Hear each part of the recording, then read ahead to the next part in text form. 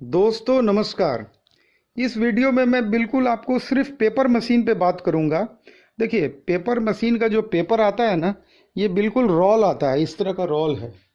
ये रोल जो होता है पूरा कटा हुआ आता है। यहाँ देखिए, इस कार्टून में भी रोल पूरा पैक किया हुआ है। इस तरह से ये रोल की शक्ल में आता है। तो आप देखिए, सबसे पहले हम लोग पेपर किसका लगाते हैं। सबसे पहले हम लोग जब स्टाम्पिंग उठाते हैं तो हम लोग क्या करते हैं, बॉटम में पेपर लगाते हैं। अब यहाँ देखिए, यहाँ पर रखा हुआ है, ये बॉटम है, इसमें पेपर नहीं लगा हुआ। ये CRNO है। इससे बढ़िया स्टाम्पिंग कोई नहीं होता। ये सबसे बेस्ट क्वालिटी का स्टाम्पिंग है।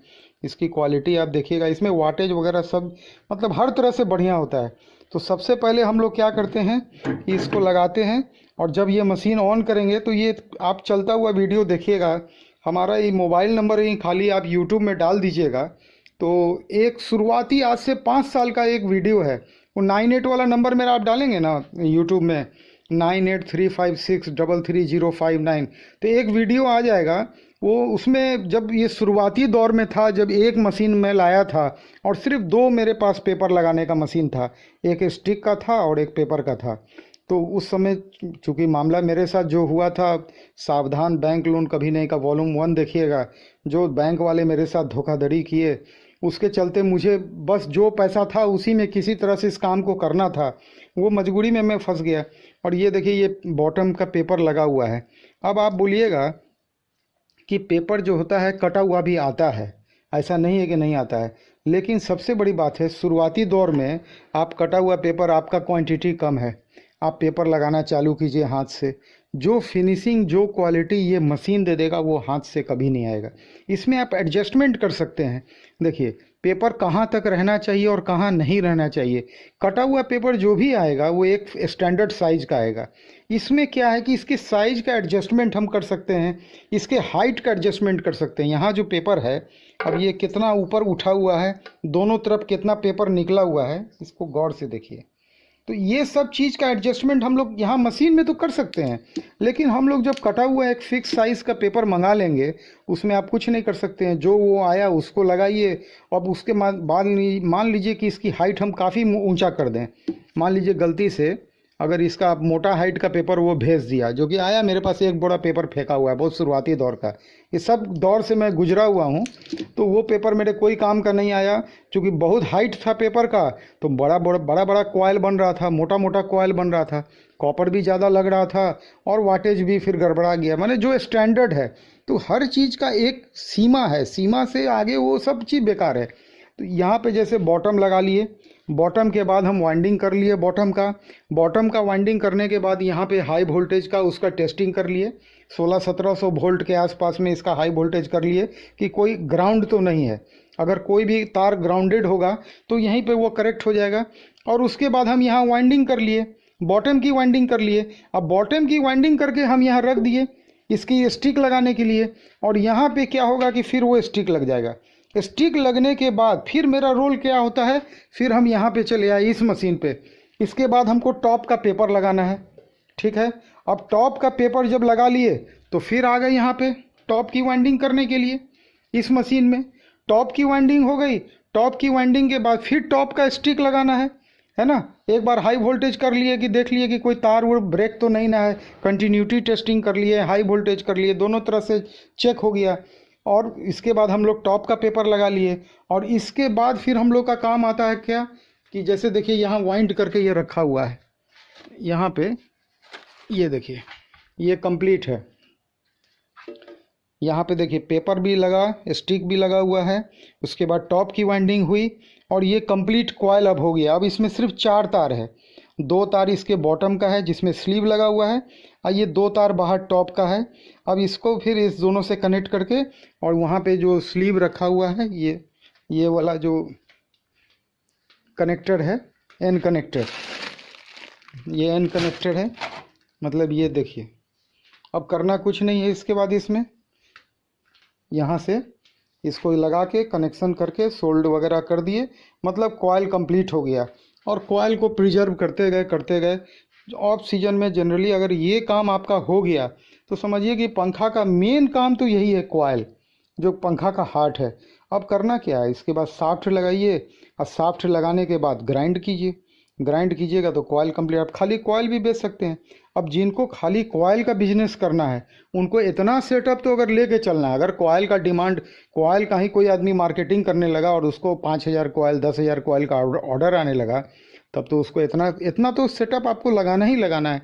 बिना इसके कोई शॉर्टकट वाला काम नहीं है। आप ये सोचिएगा कि हाथ से लगा के ये सब काम निकाल लें, बाकी वाइंडिंग एक मशीन ले लें, तो वो सब कुछ मिला के क्या है कि ट्रबल के अलावा और कुछ काम नहीं आने वाला है।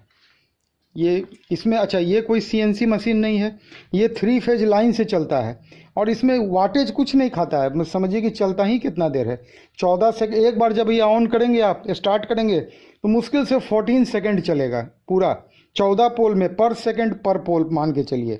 14 सेकंड में ये काम अपना कंप्लीट कर देता है और वाटेज कुछ नहीं, 3 फेज का खाली लाइन चाहिए इसको। और इसके अंदर कोई ट्रबल नाम का चीज़ ऐसा होता नहीं है, इसमें कोई ट्रबल नहीं होता है। इसमें है ही क्या, मान लीजिए आपको दिखाते हैं इसका एक मैकेनिज्म के नाम पे। देखिए फ्लैश देते हैं, देखिए इसमें है कुछ नहीं, बहुत मामूली सा।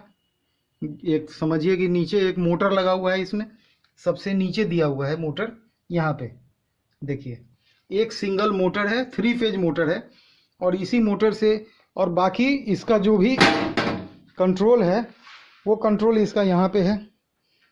इसका तो नहीं खुलेगा, आइए देखते हैं, इसका पैनल खोल के आपको दिखाते हैं।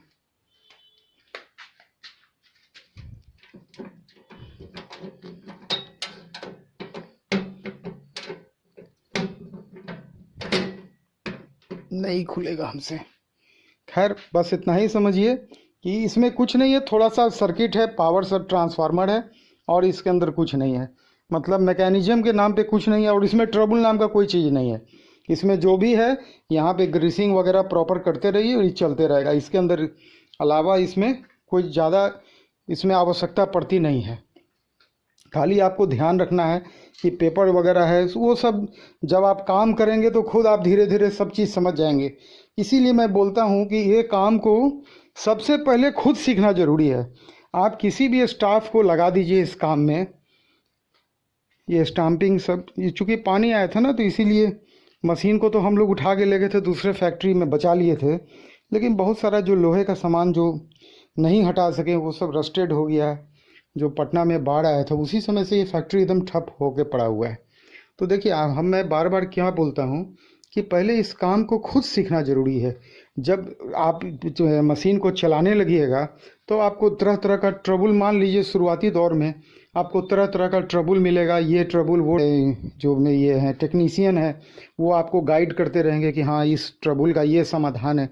और सब आवाज़ की रिकॉर्डिंग इसलिए रखिएगा, और रिकॉर्डिंग में आप जैसे मान लीजिए कंप्यूटर में सेव करते जा रहे हैं हर एक रिकॉर्डिंग को, जो भी बातचीत होती है तो उससे ये बेनिफिट होगा कि दोबारा अगर सेम फॉल्ट होगा तो आपको करना कुछ नहीं है, प्ले करके सुन लीजिएगा। इसलिए कि कोई ज़रूरी नहीं है कि अगर कोई एक फॉल्ट आज हुआ, हो सकता है 6 महीना बाद कभी सेम फॉल्ट फिर हो गया, अब आपको याद भी नहीं है।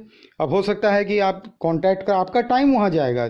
अगर आपके पास बढ़िया से लैपटॉप में आप हर फॉल्ट, जो भी फॉल्ट आया, मान लीजिए कि कुल मिला के मशीन में 20 तरह का फॉल्ट आया और 20 तरह के फॉल्ट का अगर आप रिकॉर्डिंग करके रखे हुए हैं तो आपको कभी ट्रबल नहीं होगा। जब भी फॉल्ट होगा आप खुद से उसको सुन के डिटेक्ट कर लीजिएगा।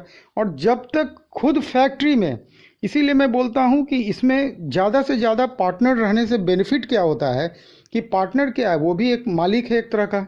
और जब पार्टनर रहेगा तो वो सीखेगा काम को, और जितने पार्टनर हैं सबको ये काम सीखना चाहिए। ये नहीं कि एक पार्टनर मशीन चलाना सीखा, दूसरा आदमी पार्टनर जो है सो लेथ देख रहा है, तीसरा ग्राइंडिंग देख रहा है। हर आदमी को हर मशीन चलाना आना चाहिए, ईच एंड एवरी मशीन कैसे इसकी जानकारी। मान लीजिए कि कोई एक पार्टनर किसी भी समय किसी भी कारण से अगर एब्सेंट हो जाता है तब तो आपका काम बंद हो जाएगा, तो वो चीज़ नहीं होना चाहिए। मैं आपको एक सजेशन दूंगा, जब आप ये सेटअप लगा लीजिए, और सेटअप लगाने के लिए सबसे बढ़िया समय होता है इसका ऑर्डर करने का मशीन का, अगस्त महीना। अगस्त में ऑर्डर कीजिएगा, सितंबर छोड़ दीजिए, अक्टूबर में मशीन आ जाएगा, नवंबर में मशीन इंस्टॉल होकर रनिंग कंडीशन में आ जाएगा। इसके बीच में आप स्टाम्पिंग वगैरह मंगा लीजिए, कॉपर मंगा लीजिए, पेपर मंगा लीजिए। इसके अलावा अभी आपका कोई इन्वेस्टमेंट नहीं है। फिर आप जब भी काम शुरू कीजिए कम से कम 10,000 कॉइल का फर्स्ट टारगेट लेके चलिए, इसलिए कि ये वॉल्यूम बेस्ड इंडस्ट्री है। आप सोचिएगा 1000 या 2000 तो बेकार है। कुल मिला के हर जगह आपको फेयर कॉस्ट ज़्यादा पड़ेगा, ईच एंड एवरीथिंग आपको लॉस में वो कन्वर्ट होते चला जाएगा। तो 10,000 कॉयल का मिनिमम टारगेट रखना है। 10,000 पंखे का रॉ मटेरियल का कॉस्ट पकड़ के चलिए कि 500 550 रुपया भी अगर रॉ मटेरियल कॉस्ट गिर रहा है एक पंखे का, इसीलिए मैं बोलता हूँ 50 लाख का रॉ मटेरियल और 25 लाख अगर मशीनरी में आप रखिएगा बजट, तो पूरा पेंटिंग यूनिट, क्योंकि आप ये मत सोचिए कि पेंट करके हम मंगा लेंगे, उस पर मैं बात जब करूंगा तो मैं बताऊंगा। वो सब चीज़ से मैं गुजरा हुआ हूँ। मैं बहुत छोटे से इसकी शुरुआत की थी, उसका नतीजा जो मैं भोगा, क्योंकि मेरे साथ धोखाधड़ी हुआ तो मेरे पास मजबूरी था, मेरे पास फंड नहीं मिला। प्रोजेक्ट तो मैंने भी 75 लाख का बनाया था। इन्फॉर्मेशन भरा हुआ है। कोशिश कीजिएगा, जब काम में आना ही है तो काम को सीखना है, समझना है। और एक वैसा आदमी जो बहुत संघर्ष करके इस लाइन में आया था, वो अपना बात शेयर कर रहा है, तो उसको बिल्कुल सुनना चाहिए कि हो सकता है उसमें बहुत कुछ आपको सीखने का मौका मिले, तो उसको बिल्कुल सीखना चाहिए। तो इस वीडियो को मैं यहीं तक समाप्त करता हूँ। इसके पिछले वॉल्यूम में मैंने मशीन के वाइंडिंग मशीन के बारे में बात किया और इसके बाद में पेपर मशीन के बारे में आपको बता दिया। तो वाइंडिंग सेक्शन हमारा कंप्लीट हो गया। अगला वीडियो मैं साफ्ट मशीन पे बना देता हूँ बढ़िया से। ये देखिए यहाँ साफ्ट मशीन लगा हुआ है, तो इसका एक अलग वीडियो बना देता हूँ। जिनको साफ्ट मशीन के बारे में जानकारी लेना होगा वो डायरेक्ट इस वीडियो को देखेंगे। वीडियो अंत तक देखने के लिए आपका बहुत बहुत धन्यवाद। नमस्कार। जरूर से सब्सक्राइब करवाइए और शेयर अवश्य कीजिए। नमस्कार।